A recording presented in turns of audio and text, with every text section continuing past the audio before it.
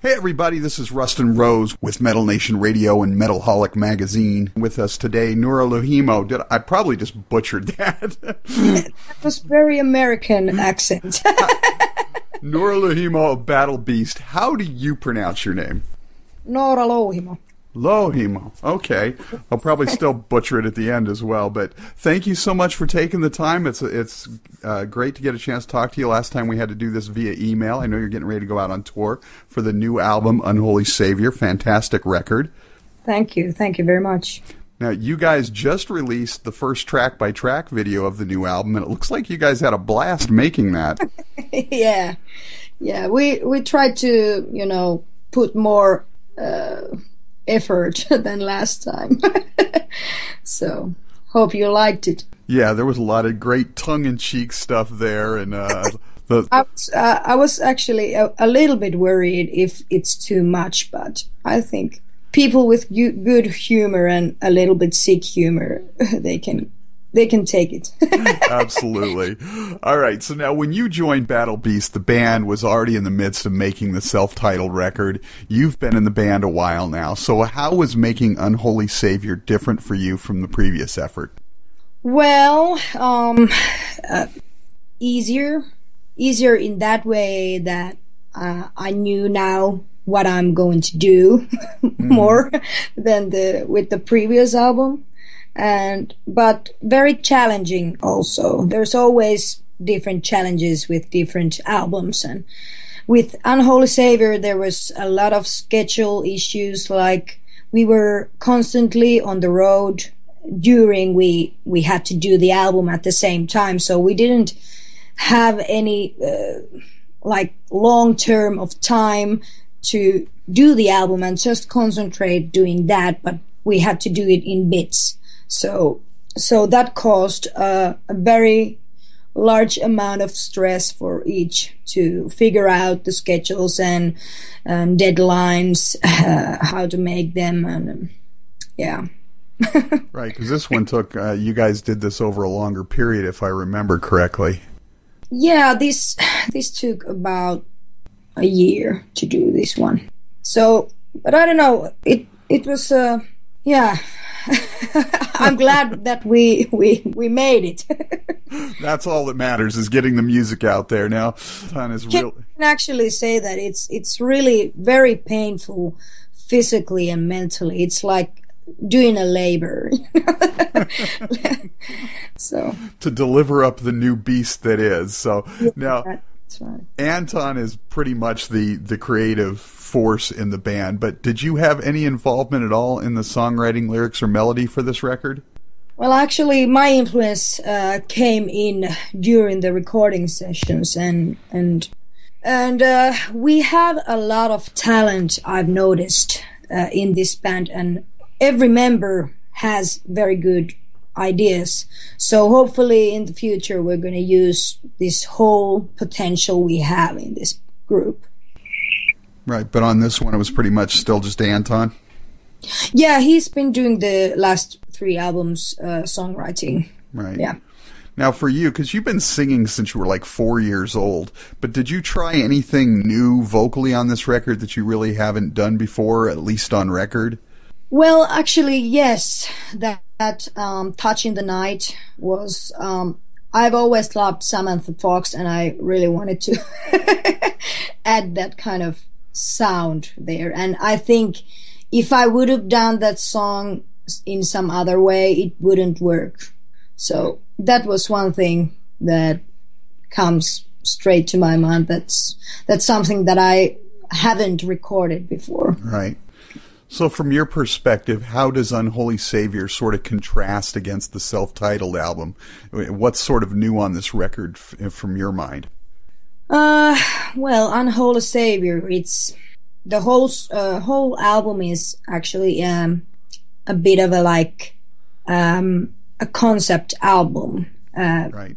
In Anton's words, he's told me that, and the other guys, that he's been going through some kind of spiritual and mental development, and I don't know, he doesn't talk so specifically about these things, but he's just like, okay, now I've noticed new things about myself, and I'm having this journey, and we just try to understand what he means. But it would be nice to get more out of that. But it's really like there's in Unholy Savior, the song is all about the creature that is possessing and protecting the dearest possession that he has, and as in the artwork you can see.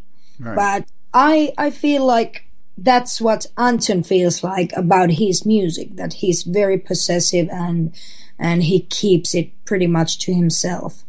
There's a lot of diversity in the Unholy Savior sound. I mean, because it feels like half the album is very much in that epic power metal mold, like Lionheart, the title track, and the other half is more traditional, in-your-face metal, like Madness, Far, Far Away, Speed and Danger. There's even a little bit of a punk vibe at the beginning of I Want the World and Everything in It. There's definitely a lot of variety on this record.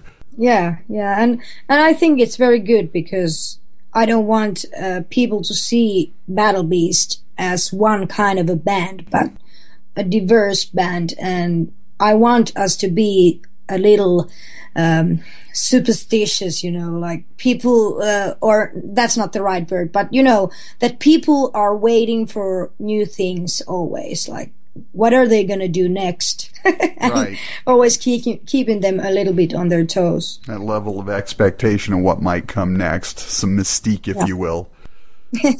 So now, because Anton does all the writing, you have the benefit of being sort of a fan as well. You sort of get to hear the stuff once it's all put together. Are there one or two songs on the new album that stand out for you personally a bit more than the others? Actually, my favorite one is The Black Swordsman, the intro for Hero's Quest. Right. It's I would have wanted to do that song, a longer song of that, but it ended up to be the intro, and I'm a little bit sad about it, that it's only intro, but it's still, I think it's the best song on the album, even though it's just a minute long or so. Well, and you didn't have to sing on it. I mean, how could you not like that? You got a break. Yeah. But I mean, the Black Swordsman, that is the intro before the instrumental song. Right. Yeah.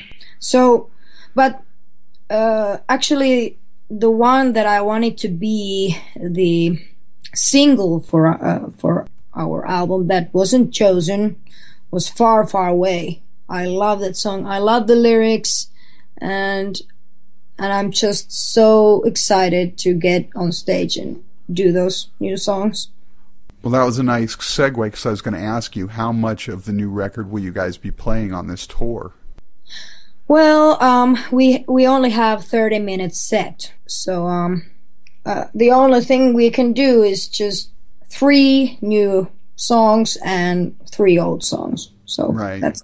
That's our plan for now. But I hope we're gonna do more longer shows. So nice. We to do. Sabaton have been big supporters. They covered a Battle Beast song as a bonus track on their last record. Now they're taking you back out on tour. That's got to feel really good. Yeah, that feels very good, and the guys are so awesome. We have very similar kind of humor, so nice. That helps a lot. So what's the strangest thing that's happened to you so far touring with the guys? I don't know. I'm that kind of person that I don't get shocked easily. So, well, as you can assume, our band members like to be naked a lot whenever they have the opportunity, but it's pretty much in the Finnish culture also, because people go to sauna here and they are naked and they don't mind. So I think that comes from there. But it's just I don't know, I can't say anything unusual because it's normal with the guys running naked around. Awesome. Noora, last question before we get out of here, just so we can get to know a little bit more about you. What are you passionate about outside of music and family, of course? What are your other interests? And my other interests, sports, painting, drawing. I don't know. My passions are mostly in music.